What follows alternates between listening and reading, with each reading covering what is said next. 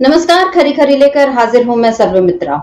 जब से तीसरे दौर का मतदान खत्म हुआ है उसके बाद से बीजेपी और घबराने लगी है। मोदी के भाषणों में ये घबराहट साफ नजर आ रही है। कल आपने देखा कि मोदी ने किस तरह अपने भाषण में अदानी और अंबानी का नाम लिया और उसके बाद से तो ऐसा लगा कि बीजेपी की जो रही सही उम्मीदें थी कि आगे के 4 चरणों में वो कुछ अच्छा कर पाएगी, वो उन उम्मीदों पर भी पूरा पानी फिर गया है। क्योंकि ऐसा लग रहा है कि पीएम के जो बयान है, मोदी के जो बयान है, वो भाजपा की लुटिया डुबोते जा रहे हैं और जिस तरह से भाजपा कमजोर हो रही है उसमें इंडिया और मजबूती से सामने आ रही है। क्योंकि कल पीएम ने जैसे ही अदानी और अंबानी का नाम लेकर बयान दिया उसके बाद से तो उन पर सवालों की बौछार हो गई और एक बार फिर से सवाल उठने लगे कि क्या पीएम मोदी को अब ये समझ में आ गया है कि इस बार किसी भी तरीके से वो चुनाव में मजबूती से नहीं टिक पा रहे हैं। उन्होंने तमाम पैतरे आजमा लिए और उसके बाद फिर वो हिंदू मुसलमान के पिच पर उतर आए। कल उन्होंने इस पिच को छोड़कर दूसरी पिच पर खेलने की कोशिश की लेकिन यहां भी कोई काम होता नहीं दिखा। तो अब फिर मोदी इसी बयान पर उतर आए हैं, यानी हिंदू मुस्लिम के उस पर। आज पीएम के आर्थिक सलाहकार परिषद की ओर से एक आंकड़ा जारी हुआ जिसमें यह बताया गया है कि देश में किस तरह मुसलमानों की आबादी बढ़ रही है और हिंदुओं की आबादी घट रही है। क्यों आखिर इस वक्त आखिर ये टाइमिंग क्यों है कि अभी उनको आबादी का सवाल यहाँ पर खड़ा करना है। और ये आबादी का सवाल भी यहाँ जो खड़ा हुआ है, जो आंकड़े पेश किए जा रहे हैं, उनकी कितनी विश्वसनीयता है। क्योंकि 2021 में कायदे से हो जानी चाहिए थी जनसंख्या की गणना, जो कि नहीं हुई। पहले 2 साल कोरोना के निकल गए लेकिन शायद उसी को बहाना बनाया गया या वजह जो भी रही हो, सच्चाई यही है कि भाजपा ने अपने शासनकाल में जनगणना नहीं कराई। लेकिन अब जनगणना की बात जरूर कर रहे हैं और मोदी तो लगातार, यानी जब से कांग्रेस का घोषणा पत्र जारी हुआ है तब से और पहले से ही उनकी तैयारी थी कि वो इस बार के चुनाव को भी हिंदू मुस्लिम के एजेंडे पर ले आएंगे। और कांग्रेस के घोषणा पत्र को आधार बनाकर उन्होंने बार बार मुसलमानों का नाम लेकर हिंदुओं को डराने की कोशिश की। पहले भी आपने देखा है कि बीजेपी हो या संघ, वो लगातार ये हिंदुओं को खतरा बताते रहे हैं कि हिंदू धर्म पर खतरा है, इसलिए हिंदुओं को जागने का आह्वान करते रहे हैं। लेकिन अब एक नए किस्म की डर या एक नए किस्म का डर, एक नए किस्म की साजिश जो है वो नजर आ रही है। अब हिंदू मुसलमान के बीच भेद बढ़ाने की अलग अलग तरीके से कोशिशें की जा रही हैं। लेकिन इन कोशिशों पर इंडिया गठबंधन की ओर से उठाए गए मुद्दे जो हैं वो भारी पड़ रहे हैं। इसीलिए हम कह रहे हैं कि मोदी के बयानों ने डुबो दी है भाजपा की लुटिया और मजबूत हो रहा है इंडिया। किस तरह में इंडिया मजबूत हो रहा है और किस तरह मोदी के बयान बीजेपी की लुटिया डुबोते जा रहे हैं, इस पर आज हम खरी खरी चर्चा करेंगे। हमारे साथ चर्चा के लिए मौजूद हैं हमारे ऑनलाइन एडिटर अमरेंदु उपाध्याय जी। अमरेंदु जी, बहुत बहुत स्वागत है आपका कार्यक्रम में। नमस्कार अमरेंदु जी। कल हमने देखा कि मोदी का जो भाषण था, हम लोगों ने तुरंत ही उस पर चर्चा की थी कि कैसे अदानी अंबानी की बात मोदी ले आए और तब प्रतिक्रियाएं आनी शुरू हुई थी। लेकिन इंतजार था राहुल गांधी की प्रतिक्रिया का, सभी को इंतजार था कि आखिर राहुल गांधी इस मुद्दे पर क्या कहते हैं। और राहुल गांधी ने जैसे ही इस मुद्दे पर अपना बयान दिया, करोड़ों लोगों ने उसे देखा, पसंद किया और उसे बार बार शेयर किया जा रहा है सोशल मीडिया पर। राहुल गांधी का बयान बहुत ज्यादा चर्चित हो रहा है क्योंकि बहुत सहज अंदाज में राहुल गांधी ने मोदी से यह सवाल कर लिया है कि कहीं आप डर तो नहीं गए, घबरा तो नहीं गए, और अगर आप डर रहे हैं तो घबराइए मत, आप जाइए सीबीआई और ईडी को भेजिए। और पर्सनल एक्सपीरियंस भी राहुल गांधी पूछ रहे हैं कि आखिर आपने जो बातें कही वो क्या पर्सनल एक्सपीरियंस के आधार पर कही है। क्या कुछ कहा है राहुल गांधी ने, इसको एक बार फिर से देख लेते हैं। नमस्कार मोदी जी, थोड़ा सा घबरा गए क्या? नॉर्मली आप बंद कमरों में अदानी जी अंबानी जी की बात करते हो, पहली बार आपने पब्लिक में अदानी अदानी अंबानी बोला। और आपको ये भी मालूम कि ये टेम्पो में पैसा देते हैं, क्या ये आपका पर्सनल एक्सपीरियंस है क्या? एक काम कीजिए, सीबीआई को इनके पास भेजिए ना, पूरी जानकारी करिए, इंक्वायरी कराइए, जल्दी से जल्दी कराइए, घबराइए मत मोदी जी। और मैं देश को फिर से दोहरा के कह रहा हूँ, जितना पैसा नरेंद्र मोदी जी ने इनको दिया है ना, उतना ही पैसा हम हिंदुस्तान के गरीब लोगों को देने जा रहे हैं। महालक्ष्मी योजना, पहली नौकरी पक्की योजना, इन योजनाओं के माध्यम से करोड़ों लाखपति बनाएंगे हम। इन्होंने 22 अरबपति बनाए हैं, हम करोड़ों लाखपति बनाएंगे। अमलेंदु जी, राहुल गांधी का ये अंदाज भी बिल्कुल अलग था। अभी हमने पीछे कई बार देखा है कि वो अलग अलग तरीके से मोदी को घेरने की कोशिश करते रहे हैं और ऐसी ऐसी बातें वो बोल देते हैं जिसके बाद बीजेपी के पास कोई जवाब नहीं बचता। लेकिन आज का ये जो कल की उनकी जो प्रतिक्रिया है, उनके इस बदले अंदाज पर आप क्या कहेंगे? ये मैं आपसे जरूर जानना चाहूंगी। और दूसरी बात, अभी जो हम चर्चा कर रहे थे कि मोदी का कल का बयान तो उन पर भारी पड़ी गया, क्योंकि अदानी अंबानी को लेकर अब इवन मीडिया ने भी, मतलब जो प्राइम टाइम में बहुत सारे चैनल्स ने इस बात को चलाया और ये सवाल उठाए कि आखिर मोदी को ऐसा क्यों कहना पड़ा। इस बीच मतलब आज ही ये जो प्रधानमंत्री के आर्थिक सलाहकार परिषद, उनकी एक रिपोर्ट आई है जिसमें ये बताया गया है कि 1950 से 2015 के बीच हिंदुओं की आबादी 7.82% घट गई है और मुसलमानों की आबादी में 43.15% की बढ़ोतरी दर्ज हुई है। अभी आर्थिक सलाहकार परिषद को क्या जरूरत आन पड़ी कि इस समय उसने ये आंकड़े पेश किए। और मजे की बात यह है कि इसने केवल भारत के संदर्भ में ये आंकड़े नहीं इकट्ठे किए, इन्होंने 167 देशों यानी 167 कंट्रीज का इन्होंने ये जनसांख्यिकीय बदलाव का अध्ययन किया है और उसमें ये बताया है कि अधिकांश मुस्लिम बहुसंख्यक देशों में यानी मुस्लिम आबादी में बढ़ोतरी हुई है और हिंदू, ईसाई और अन्य धर्म बहुल देशों में बहुसंख्यक आबादी में कमी आई है। अब सवाल ये है अमलेंदु जी कि इन आंकड़ों का इस वक्त इंडिया में जो चुनाव हो रहे हैं, हमारे जो लोकसभा चुनाव हो रहे हैं, उनसे इनका क्या ताल्लुक है, क्या वास्ता है, इसकी यहाँ प्रासंगिकता क्या है, उपयोगिता क्या है? अमलेंदु जी। शर्मिष्ठा जी, आपके दो सवाल हैं। मैं पहले से ही शुरू करता हूं। जो राहुल गांधी के बयान पे आपने कहा कि एक तो प्रधानमंत्री को क्या आवश्यकता पड़ गई थी और राहुल गांधी ने जिस तरीके से हमला किया उसका प्रधानमंत्री के ऊपर क्या असर हुआ। तो उसका असर शर्मिष्ठा जी ये हुआ कि जैसे ही राहुल गांधी ने हमला किया अडानी और अंबानी को लेकर के, सुबह ही प्रधानमंत्री की आर्थिक सलाहकार समिति की जो रिपोर्ट है वो आ जाती है हिंदू मुसलमान की आबादी को लेकर के एक तरीके से। हालांकि ये शर्मिष्ठा जी आपको याद होगा कि 1980 के दशक में जिस समय विश्व हिंदू परिषद का गठन हुआ था, उस समय विश्व हिंदू परिषद का गठन ही ये कह करके हुआ था कि सन 2000 तक, यानी आज से 24 साल पहले, सन 2000 तक भारत में हिंदुओं की आबादी कम हो जाएगी और मुसलमान जो है वो बहुसंख्यक हो जाएंगे। ये कह करके विश्व हिंदू परिषद का गठन किया गया था। ये डॉक्यूमेंट चीज़ें हैं और ये सब जो है कहीं भी खंगाला जा सकता है ये विश्व हिंदू परिषद का गठन क्यों हुआ था और गठन करते समय विश्व हिंदू परिषद ने कहा क्या था।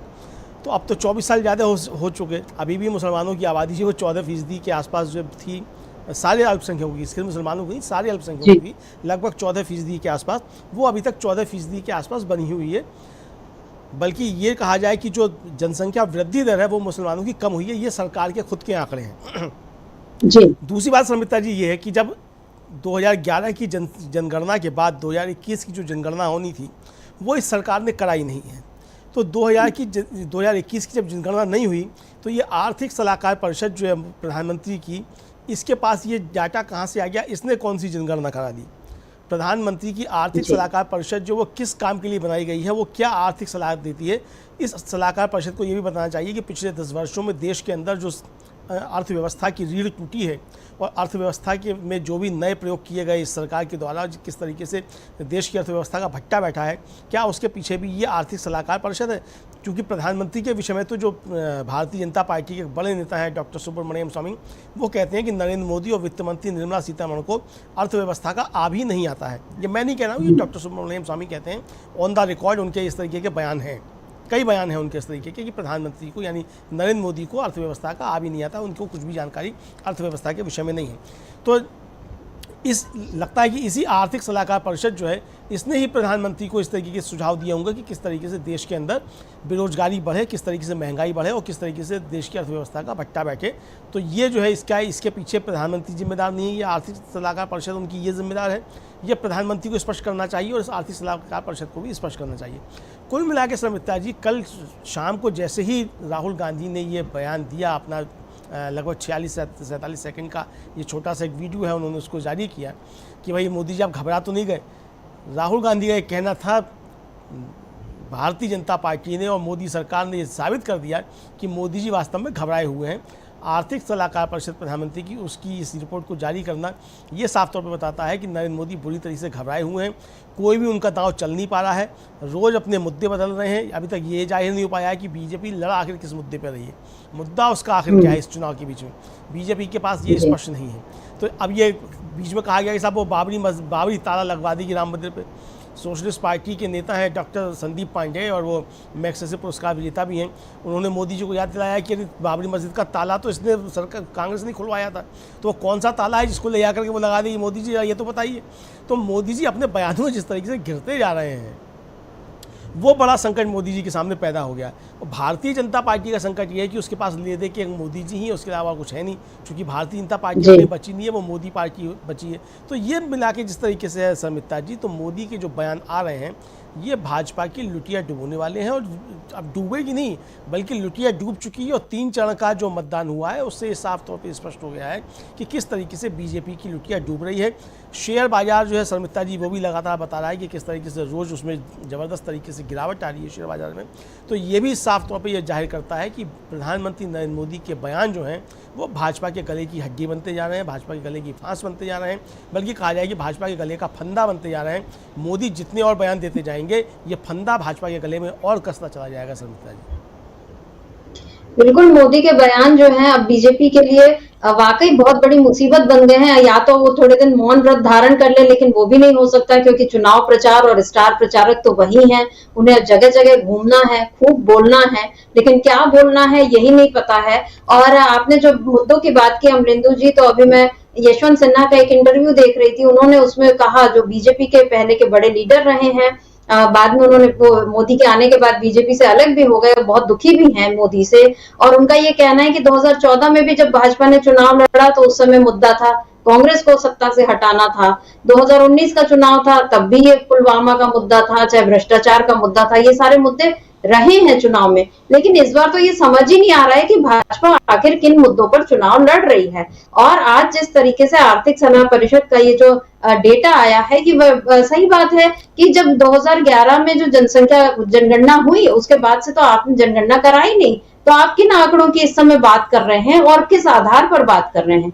और 2011 की भी जो जनगणना थी उसमें भी ये था, मेरा ख्याल तब 121-122 करोड़ की आबादी बताई गई थी और उसमें 97 करोड़ हिंदू थे और 17 करोड़ के आसपास जो थे मुसलमान थे, यानी मुसलमानों की संख्या तो तब भी कम थी। और अभी भी ये जो 2021 का जो नेशनल फैमिली हेल्थ सर्वे का जो डेटा आया है उसमें ये बताया गया कि मुस्लिम महिलाओं के बच्चा पैदा करने की दर यानी फर्टिलिटी दर जो है वो, अब आंकड़े आप देखिए और समझिए कि 2005-06 में 3.4 थी, 2015-16 में 2.6 और 2019-21 में 2.4 हो गई है।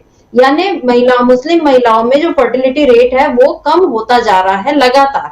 तो ये किस आधार पर बोल रहे हैं कि मुसलमानों की जनसंख्या बढ़ रही है और हिंदुओं की, बल्कि ये तो इस समय, हमने पहले भी शायद इस मुद्दे पर बात की थी जब मोदी ने राजस्थान में ये वाला बयान दिया था कि ज्यादा बच्चों वाला, कि जिनके ज्यादा बच्चे हैं कांग्रेस उनको सब दे देगी, 22 अप्रैल का शायद बयान था।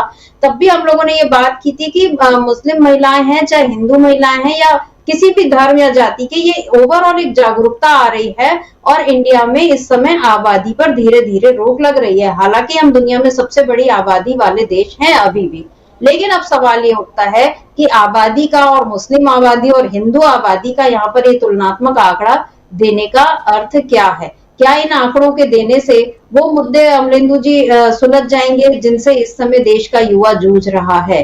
क्या हिंदू युवाओं को बेरोजगार मिल जाएगा अगर उन्हें ये पता चलेगा, जो बेरोजगार है क्या उनको रोजगार मिल जाएगा अगर उन्हें ये पता चलता है कि हाँ मुस्लिमों की आबादी बढ़ रही है, मोदी ये कह रहे हैं, तो क्या इससे घर बैठे उनको रोजगार मिल जाएगा? क्या इससे उनको उनकी आय में बढ़ोतरी हो जाएगी? जो लोग इस समय रोजगार के संकट से जूझ रहे हैं, जो महिलाएं जिनकी बचत पर नोटबंदी ने डकैती कर ली, और भी जो महिलाएं असुरक्षित हैं, क्या ये सारी समस्याएं सुलझ जाएंगी? क्योंकि मोदी इन मुद्दों पर तो बात कर ही नहीं रहे हैं।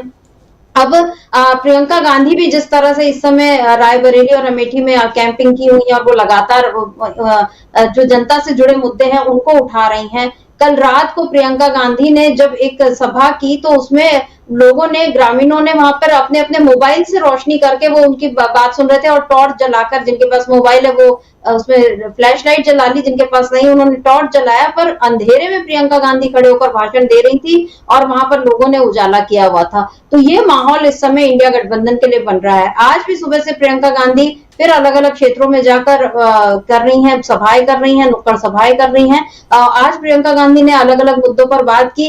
उनकी एक ये बयान सुन लेते हैं, देखते हैं कि प्रियंका गांधी ने आज वहां पर किस तरह से मोदी को और बीजेपी को घेरा है। देख लेते हैं प्रियंका गांधी का ये बयान। मीडिया के सारे साथी हैं जो टीवी पे आपको दिखता है, आज सवाल ही नहीं उठाते, सरकार से पूछते ही नहीं है। हमारे जमाने में जब हमारे पिताजी प्रधानमंत्री थे तो रोज लोग सवाल उठाते थे, कोई बुरा नहीं मानता था, इनको गिरफ्तार करते नहीं थे, कोई इनको डांटते नहीं थे। ये लोकतंत्र था कि ये मीडिया वाले जनता के पक्ष में सवाल उठाएंगे, सरकार जवाब दे। आज ये भी जवाबदेही खत्म हो गई है।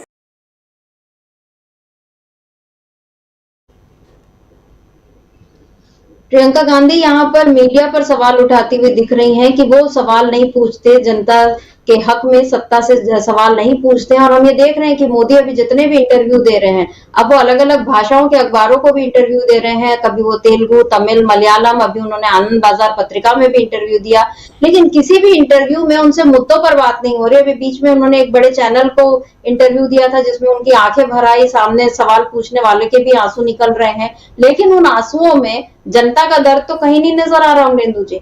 उसमें उस इंटरव्यू में भी मोदी ने ये बोला कि मैं मुसलमान भाइयों को सलाह देना चाहता हूं कि मतलब किसी के बहकावे में आकर वोट न करें, और ये उनका सवाल है।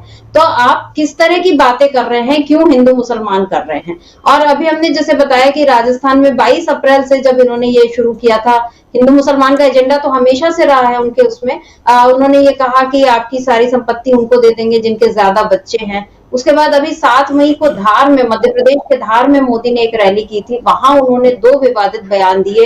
एक तो उन्होंने ये कहा था कि कांग्रेस पार्टी का इरादा अल्पसंख्यकों को खेल में महत्व देना है, इसका मतलब है कि धर्म के आधार पर कांग्रेस तय करेगी कि क्रिकेट टीम में कौन रहेगा और कौन नहीं, और यही सब करना था। 1947 में भारत का नामो निशान मिटा देना था।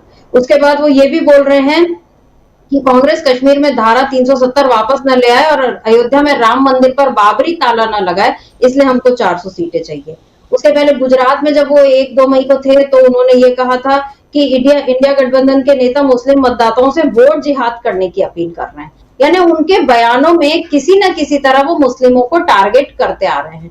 और आज मैं एक और बयान उनके एक प्रत्याशी का सुन रही थी, नवनीत राणा का, जिसमें उन्होंने बिना नाम लिए ओवैसी बंधुओं को एक चुनौती दी, क्योंकि उनमें से जो उन्होंने एक ने बयान दिया था, अकबरुद्दीन ओवैसी ने शायद ये कहा था कि हमको 15 मिनट दे दो और हम बता देंगे। तो वो बोल रही कि हम 15 सेकंड दे दो और पुलिस हटा दो तो हम बता देंगे कि हम क्या कर सकते हैं, तुम कहां से आए और कहां गए पता नहीं चलेगा। अमरेंदु जी, ये किस किस्म की गुंडागर्दी जो है, क्या बीजेपी को इस गुंडागर्दी से या इस तरह से मुसलमानों का नाम लेकर हिंदुओं को डराने से क्या लगता है मोदी को कि क्या वो बीजेपी को थोड़ा संभाल पाएंगे? अगले 4 चरणों में क्या जनता इस बहकावे में आ सकेगी? शर्मित्रा जी, एक तो नरेंद्र मोदी की भारतीय जनता पार्टी की परेशानी ये है कि हिंदू उनको अच्छे तरीके से समझ गया है, और प्रधानमंत्री जो कह रहे हैं कि मुसलमान जो है वो गुमराह ना हो, बल्कि हिंदुओं ने तय कर लिया है कि अब वो गुमराह नहीं होंगे। तो परेशानी नरेंद्र मोदी की ये है कि हिंदू जाग गया है और उसने बीजेपी को अच्छे तरीके से पहचान लिया है कि बीजेपी क्या कुकर्म करती है, ये उसने हिंदू ने अच्छे तरीके से पहचान लिया है। तो ये परेशानी नरेंद्र मोदी की भारतीय जनता पार्टी है कि हिंदू जो है अब वो ना तो बहकाने में आ रहा है और ना डर रहा है भारतीय जनता पार्टी से। अभी तक तो भारतीय जनता पार्टी जाया करती थी कि भाई मुसलमान आ जाएगा, कि बाबर आ जाएगा, कि औरंगजेब आ जाएगा, सब आ जाएगा, तो हिंदू डरता था कि शायद आ जाएगा। लेकिन वो हिंदू तो देख रहा है कि 10 साल से बीजेपी जो है ये तो बहुत ज़्यादा जुल्म कर रही है हिंदुओं के ऊपर। सारे जुल्म जो है वो इसी सरकार ने किए हिंदुओं के ऊपर। जिस तरीके से लोगों की रोजी रोटी रोजगार छीने, जीएसटी में लोगों को फंसाया जा रहा है जिस तरीके से, तो जिस तरीके से और सारे काम किए जा रहे हैं, तो ये तो सारे हिंदुओं के ऊपर जुल्म भारतीय जनता पार्टी की सरकार कर रही है। तो हिंदू अच्छे तरीके से जाग गया। तो परेशानी जो है बीजेपी की यही है कि हिंदू अब डर भी नहीं रहा है और हिंदू जाग गया और हिंदू अब सवाल कर रहा है बीजेपी से कि भाई 10 साल में आपने किया क्या है। तो ये उनकी परेशानी जो है शर्मित्रा जी, असल में बीजेपी की कुल मिलाकर के ये है। जिस तरह नरेंद्र मोदी या भारतीय जनता पार्टी देश को ले जाना चाहती है, देश अब उस तरफ जाने के लिए तैयार नहीं है। देश कह रहा है कि तुमने 10 साल शासन किया, 10 साल में 10 साल का पूरा हिसाब किताब दो कि तुमने देश के लिए क्या किया और तुमने अपने लिए और अपनी पार्टी के लिए तुमने क्या किया, इसका पूरा हिसाब दो। और झोला उठाने से पहले झोला चेक किया जाएगा, जनता अब ये कह रही है। तो परेशानी शर्मित्रा जी अब ये है कि जनता इस पर आ गई है कि तुमको 4 जून के बाद जो है वो झोला उठा के ऐसे नहीं जाने देंगे, झोला तुम्हारा चेक किया जाएगा कि झोले में क्या क्या लेकर के जा रहे हैं। तो ये परेशानी असल में भारतीय जनता पार्टी की बढ़ती जा रही है। तो अब जाहिर सी बात है शर्मित्रा जी कि जब भारतीय जनता पार्टी की परेशानियाँ बढ़ेंगी, झोला चेक कराने की नौबत आ जाएगी, 4 जून के बाद झोले भी चेक होंगे, जिस तरीके से दबाव बनाने की कोशिश की जा रही है तमाम संवैधानिक संस्थाओं के ऊपर, वहाँ भी कुछ जो है वो एक तरीके से कहा जाए कि चीज़ें बदलती हुई नज़र आ रही हैं। बहुत सी संवैधानिक संस्थाएं दबने से अब इनकार करने लगी हैं।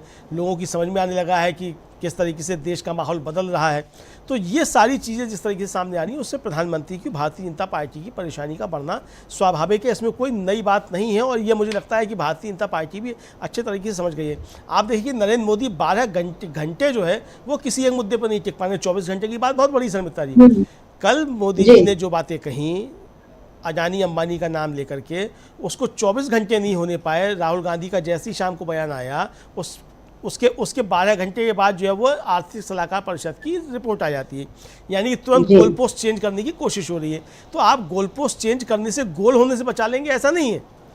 गोल पोस्ट आप चेंज करते रहिए, मगर जो अच्छा खिलाड़ी है वो अच्छे गोल करता है। और राहुल गांधी जिस तरीके से गोल कर रहे हैं, भारतीय जनता पार्टी उसके सामने एक तरीके से असहाय नजर आ रही है, क्योंकि गोल पोस्ट चेंज करने से भी गोल बचा नहीं पा रही भारतीय जनता पार्टी। तो बीजेपी की परेशानी शर्मिष्ठा जी कुल मिलाकर के यही है कि मोदी जो बयान दे रहे हैं उन बयानों से भारतीय जनता पार्टी घिरती जा रही है। साफ तौर पर नज़र आ रहा है कि बीजेपी की लुटिया डूब चुकी है। इंडिया गठबंधन मजबूत होता जा रहा है और लगातार इंडिया गठबंधन जिन मुद्दों को उठा रहा है, हमले कर रहा है, उन मुद्दों के जवाब किसी भी तरीके से बीजेपी के पास नहीं है। अभी मैं देख रहा था शर्मिष्ठा जी, सोशल मीडिया पे एक वीडियो वायरल हो रहा है, जो केंद्रीय मंत्री हैं स्मृति ईरानी, उनका वो राहुल गांधी और प्रियंका गांधी को चैलेंज दे रही हैं कि वो बहस कर लें जहाँ चाहे जिस चैनल पे आकर के, लेकिन वो कह रही हैं कि वो हमारे प्रवक्ता जो सुधांशु त्रिवेदी हैं उनसे ही बहस कर लें। अब ये समझ में नहीं आया कि उन्होंने स्मृति ईरानी ने ये बेइज्जती किसकी की है, मतलब कि सुधांशु त्रिवेदी की बेइज्जती की है या किसकी बेइज्जती की है, ये समझ में नहीं आया। क्योंकि वो कह रही है कि हमारे छोटे से प्रवक्ता सुधांशु त्रिवेदी जो हैं उनसे बहस कर लें। हालांकि सुधांशु त्रिवेदी इस समय भाजपा के राज्यसभा के सदस्य हैं और स्मृति ईरानी 4 जून के बाद लोकसभा सदस्य रहेंगी कि नहीं रहेंगी इसका कोई पता नहीं है, लेकिन उनका तो टर्म बचा हुआ है अभी सुधांशु त्रिवेदी का, वो तो रहेंगे लंबे समय तक अभी राज्यसभा के सदस्य। सरकार भले ही किसी की बदल जाए, कोई भी झोला लेकर के चला जाए, लेकिन जो सुधांशु त्रिवेदी को सीट मिल रही है वो तो अभी रहेगी, चूँकि अभी हाल ही में चुने गए हैं राज्यसभा में।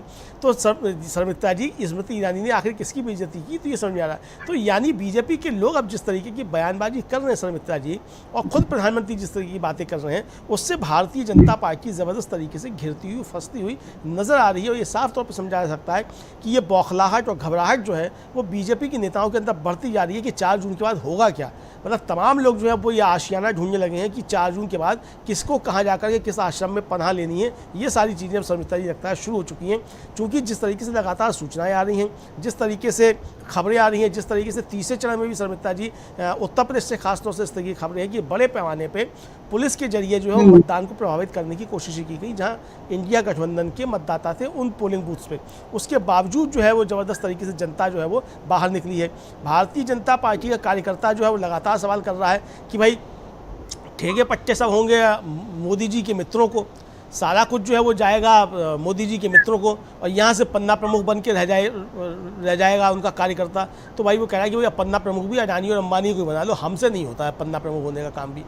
तो जो खबरें शर्मिष्ठा जी हैं, मतलब वो ये खबरें ये हैं कि भारतीय जनता पार्टी के बड़े से बड़े नेता जो हैं वो तीसरा चरण जो हुआ उसमें एक तरीके से कहा जाए बहुत ज़बरदस्त तरीके से पिछड़ते हुए नजर आ रहे हैं। और ये बेचैनी बीजेपी के नेताओं पे आगे आने वाले जो अब 4 चरण बचे हैं उनमें ज़बरदस्त तरीके से शर्मिष्ठा जी देखी जा रही है। और ये जैसे जैसे दिन आगे बढ़ते जाएंगे, ये बेचैनी बीजेपी की, प्रधानमंत्री नरेंद्र मोदी की और तमाम बीजेपी नेताओं की बढ़ती ही चली जाएगी शर्मिष्ठा जी। बेचैनी बढ़ रही है न केवल बीजेपी नेताओं की, बल्कि अपुष्ट सूत्रों से खबर तो ये भी है कि इस समय दिल्ली में जो लोग भी डेपुटेशन पे जो ऑफिसर्स आए हुए थे, वो लोग अब अपने अपने गृह राज्यों पर लौटने का कोई आवेदन दे रहा है, कोई इच्छा जाहिर कर रहा है कि भाई हम लौट जाएं। क्योंकि जिन लोगों ने 10 सालों तक किसी न किसी तरह एक्सटेंशन पर रहकर या सरकार की कृपा पाकर जो लोग दिल्ली में बैठे रहे, अब उनको ये लग रहा है कि अब पता नहीं सरकार किसकी आएगी और हम यहाँ अगर बने रहे तो फिर हमसे और क्या काम करवाएंगे या हमारी क्लास किस तरह से लग जाएगी। ये डर भी अब अधिकारियों में देखा जा रहा है। और खबर ये भी है कि पिछले दिनों जो अप्रैल महीने में दिल्ली के सरकारी कार्यालय में आग भी जो लगी थी, उस आग का भी कहीं ना कहीं संबंध इस बात से है। ये डर जो है वो देखा जा रहा है कि बीजेपी की सरकार शायद जा रही है तो बहुत सारी फाइलें भी जो हैं वो अब जला दी जाएं, ताकि कुछ पता न चले। और कुछ पता न चले इसका डर जो है मोदी में इस समय सबसे ज्यादा इस तरह से देखा जा रहा है, क्योंकि कल मोदी ने ये बयान दिया कि कांग्रेस में, यानी उन्होंने राहुल गांधी के लिए शहजादे रईसजादे जैसे शब्दों का इस्तेमाल किया और ये बोला कि उनको अदानी अंबानी से कितना काला धन बोरियों में भरकर आया है, टेम्पो में भरकर आया है। इस बयान के देने की देरी भर थी कि पूरे ओर से मोदी पर सारे तरफ से मोदी पर हमले शुरू हो गए। मोदी के अदानी के प्राइवेट जेट में चलते मतलब चढ़ते हुए फोटो सामने आ गई। उसके बाद राहुल गांधी ने तो ये बता भी दिया कि इस टेम्पो का ड्राइवर कौन है और खलासी कौन है, ये भी सबको समझ में आ गया है। वो एक तस्वीर थी कि अदानी के प्लेन के अंदर अदानी और मोदी जैसे बैठे हुए आराम की मुद्रा में हंसते मुस्कुराते, वो भी दिख गया कि किसके किससे कैसे संबंध है। सोशल मीडिया का जमाना है, मोदी ने शायद यहाँ पर बड़ी भूल कर दी, उन्होंने राहुल गांधी पर सवाल उठा दिए। तो कांग्रेस ने ये भी गिना दिया कि राहुल गांधी ने कितने 100 बार जो है अदानी का नाम लिया, कितने बार अंबानी का नाम लिया, कब कब कौन कौन सा बयान दिया। सारी चीजें आधिकारिक रूप से दर्ज हैं, सोशल मीडिया पर उपलब्ध हैं। जनता जब चाहे इनको देख सकती है, यानी 1 सेकंड नहीं लगता और झूठ का झूठ, मतलब जो सच का दूध का दूध पानी का पानी हो जाता है, सारा सच सामने आ जाता है। लेकिन फिर भी मोदी जो है वो बयान देते जा रहे हैं। और जैसा अमरेंदु जी अभी बता रहे थे कि मोदी अपने बयानों पर टिक भी नहीं रहे हैं। आज एक बयान देते हैं, कल दूसरा बयान देते हैं, परसों फिर वो पिच को चेंज कर देंगे। और इसलिए हम बोल रहे हैं कि अभी जो 4 चरण के चुनाव बाकी हैं, अब 13 तारीख को जो चुनाव होने वाला है उसके पहले अब ये जनसंख्या वाला मुद्दा आ गया। और इन सारे मुद्दों को उठाने की पीछे वजह यही है कि वो जनता से उसके मुद्दों पर बस बात नहीं करना चाहते। वो नहीं बताना चाहते कि 10 साल में हमने क्या किया है, जबकि इंडिया गठबंधन उनसे लगातार यही बात कर रहा है कि आप बता तो दीजिए कि आपने क्या किया है। और अमरेंदु जी अभी हमें देख रही थी कि जैसे यूपी में मोदी ने सबसे ज्यादा हिंदू मुसलमान वाले बयान दिए हैं। और जब समाजवादी पार्टी की सरकार थी और उसमें जब हुए थे यूपी में विधानसभा चुनाव, और तभी मेरा ख्याल है कि मोदी ने वहां पे श्मशान और कब्रिस्तान वाला बयान दिया था। उसके बाद पिछले विधानसभा चुनाव में 80 और 20 वाला बयान आ गया। और अब जो है यूपी में, क्योंकि 3 चरणों के चुनाव में बीजेपी को यह समझ में आ गया कि पिछले बार जैसी सीटें नहीं आने वाली और समर्थन नहीं मिलने वाला। जयंत चौधरी को साथ ले लिया, लेकिन उसका भी कोई लाभ नहीं दिख रहा, उल्टा पश्चिमी यूपी में नुकसान ही होता दिख रहा है। और उसके बाद अखिलेश यादव और राहुल गांधी दोनों मिलकर जिस तरह से लड़ रहे हैं यूपी में, मतलब इंडिया गठबंधन जो है, कांग्रेस और सपा जो है, जिस तरह से मिलकर लड़ रहे हैं, उसमें भी बीजेपी की हालत खराब हो रही है। और यूपी में मुसलमानों को टारगेट करने वाले सबसे ज्यादा बयान जो है मोदी दे रहे हैं। तो इसका साफ मतलब यही समझ में आता है कि विपक्ष ने जिस महंगाई, बेरोजगारी, आर्थिक संकट को मुद्दा बनाया है, वो मोदी से संभल नहीं रहा है। दूसरी बात अमलेंदु जी, क्या यूपी में योगी और मोदी के बीच जो एक तकरार देखी जा रही है, उसमें भी उनको ऐसा लग रहा है कि क्योंकि योगी भी हिंदू के फायरब्रांड नेता माने जाते रहे हैं, तो क्या अब उन्हें ऐसा लग रहा है कि मैं योगी को कहीं ओवरशैडो, मतलब वो मुझे ओवरशैडो ना कर दें, कहीं उनका बोलबाला ना बढ़ जाए, इसलिए उनको दबाने के लिए। क्योंकि अभी बृजभूषण शरण सिंह का एक पत्रकार ने इंटरव्यू लिया और उसमें उन्होंने पूछा कि आपके नेता मोदी हैं, तो हाँ मोदी तो हैं, और योगी हैं, तो उन्होंने कोई जवाब नहीं दिया, बोला हम आप हमको विवाद में मत डालिए, हम नहीं बोलेंगे कुछ। और पीछे से हंसने की आवाजें भी सुनाई थी। आपको क्या लगता है, क्या योगी मोदी के बीच की लड़ाई भी इस बार यूपी में बीजेपी को नुकसान कर जाएगी? शर्मिष्ठा जी, करनी जाएगी, बहुत नुकसान कर चुकी है और 3 चरण में तो ज़बरदस्त तरीके से नुकसान बीजेपी को हो चुका है और आगे भी ये लड़ाई बढ़ेगी। चूंकि बृजभूषण शरण सिंह का जो बयान है, चूंकि बृजभूषण शरण सिंह मोदी के खेमे के समझे जाते हैं, वो मोदी के खेमे से, इसीलिए आप देखिए कि इतनी सारी आंदोलन और सब देश में सब बातें होने के बावजूद जो है वो उनको गिरफ्तारी नहीं हुई बृजभूषण की कितने बड़े मामले में, और किस तरीके से फिर उनके बेटे को दे दिया गया। तो ये समझा जा सकता है वो किस तरीके से बीजेपी में जो है वो अमित शाह और मोदी के खेमे के हैं।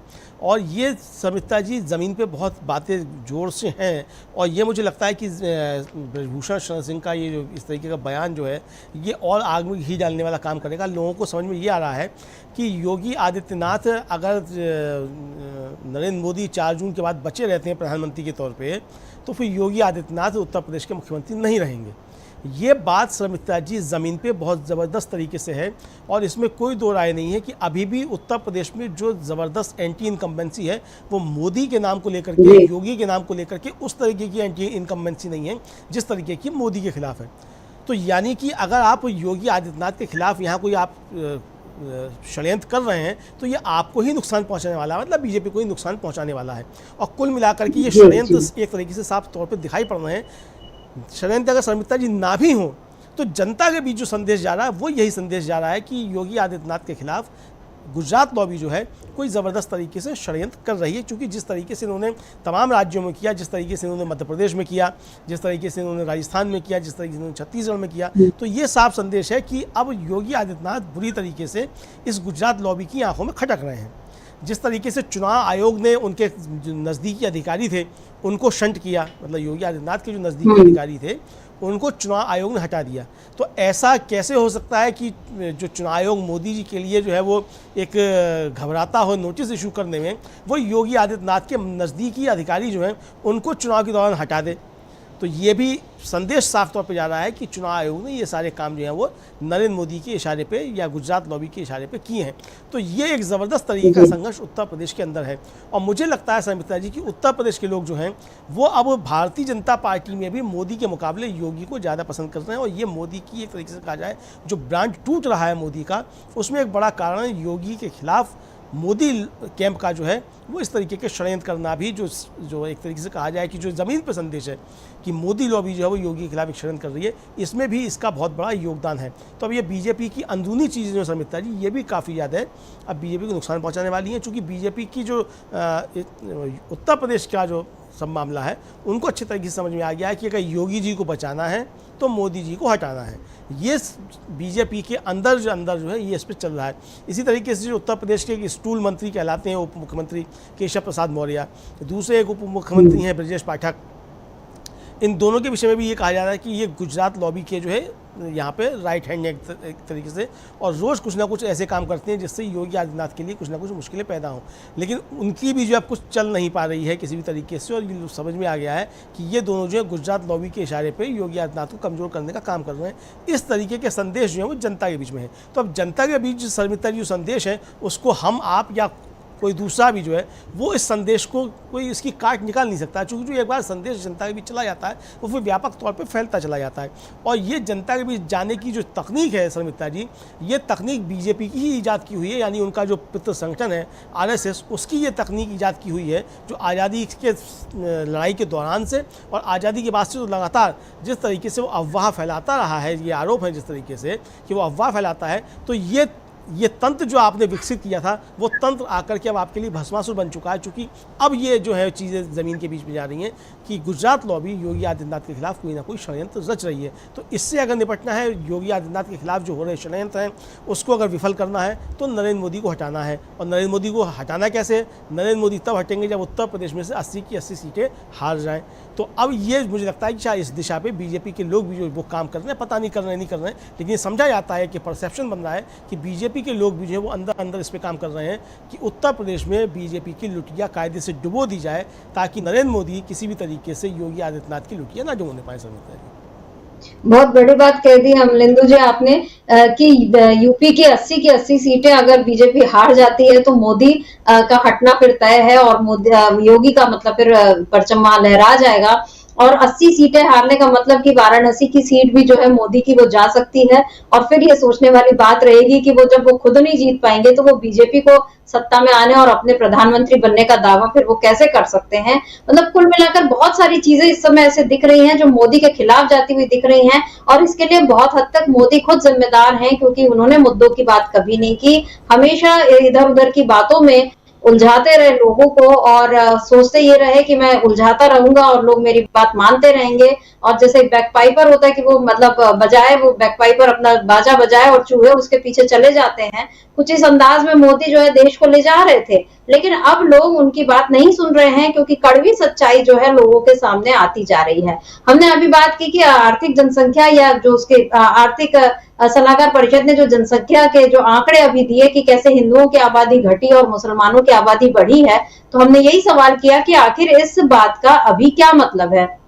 क्योंकि इन मुद्दों का आबादी के अगर आप बात कर रहे हैं तो फिर आबादी के साथ जो बाकी तमाम सवाल जुड़े होते हैं, महंगाई के, बेरोजगारी के, उनकी शिक्षा के, स्वास्थ्य के, उन मुद्दों पर सरकार क्या कर रही है, क्या कर सकती है, या किसी की आबादी बढ़ने या घटने से उन मुद्दों पर क्या असर पड़ेगा, इस पर बात होनी चाहिए। लेकिन सरकार इन सारी बातों पर कभी भी चर्चा नहीं करना चाहती। आज के अखबार की एक खबर और आई है अमलेंदु जी, जिसमें ये बताया गया है कि परिवारों की बचत 5 साल में इस समय सबसे कम है। 3 साल में 9 लाख करोड़ जो है वो शुद्ध बचत जो है, घरेलू बचत, वो घट गई है।